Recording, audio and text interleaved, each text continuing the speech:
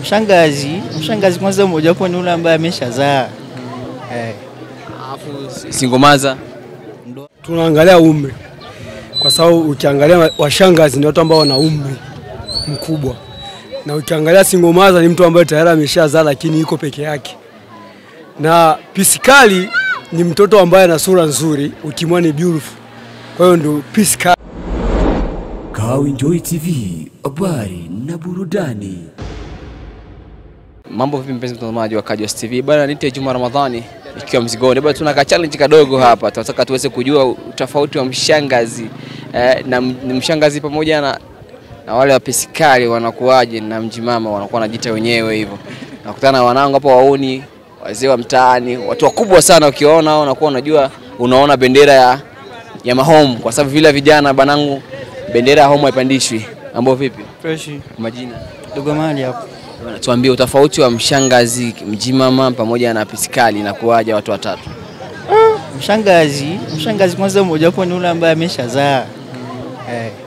Alafu singomaza Ndo hao hivyo wote. maana yake mshangazi na singomaza hakuna tofauti. Hamna tofauti wote. Pisikali Bado hajazaa, bado mbichi. Mbona mjimama wao wanakuwa wanajiita pisikali imekaje? Hapana. Sina uhakika. Wanakuwa mdanganya. Mwana asante. Mambo vipi? Shwari. Mishe nakwaje? Fresh kabisa. Mzima. Tuambie utofauti wa mshangazi, singomaza na pisikali. Ya utofauti wa shangazi niseme kwamba tunaangalia umri. Kwa sababu ukiangalia washangazi ni watu ambao wana umri mkubwa. Na ukiangalia singomaza ni mtu ambaye tayari ameshazaa lakini yuko peke yake. Na pisikali ni mtoto ambaye ana sura nzuri, ukimwona ni beautiful. Kwa hiyo ndio pisikali. Hapo wewe ukimwona tu hii ni pisi. Una mshangazi kweli ukikiona hivi unasema pisikali, kumbe kuja kulinga miaka hivi ana miaka 45 kule. Kisizani hiyo ni kweli lakini hawezi akafanana na wale ambao sisi tunawafahamu kwamba wale wadogodogo wale. Lakini wale washangazi hawawezi, kifupi tu hawawezi wakalingana na wale.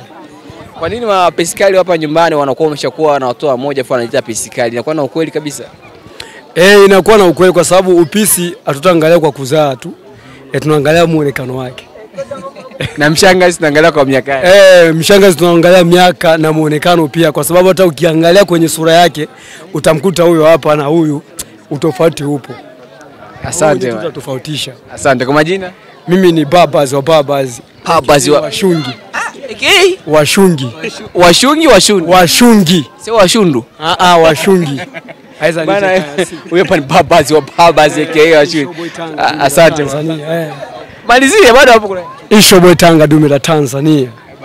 Wapeleke tuko wengi, wapeleke kwa tuwasikie. Mambo vipi mama? Fresh. Kwa majina pale. Baka Varane. Tuambie wewe kama wewe utofauti wa mshangazi, singomadha pamoja na pisikali wanakaaje watu? Yaani kufuatana kwanza na mshangazi. Ni mazingira kwanza kisi kijana alivyo au binti alivyo. Unasikia? Kwa maana ukiangalia hata watoto wa 2000 siku hizi wanazeeka vibaya ndio tunawaita mshangazi.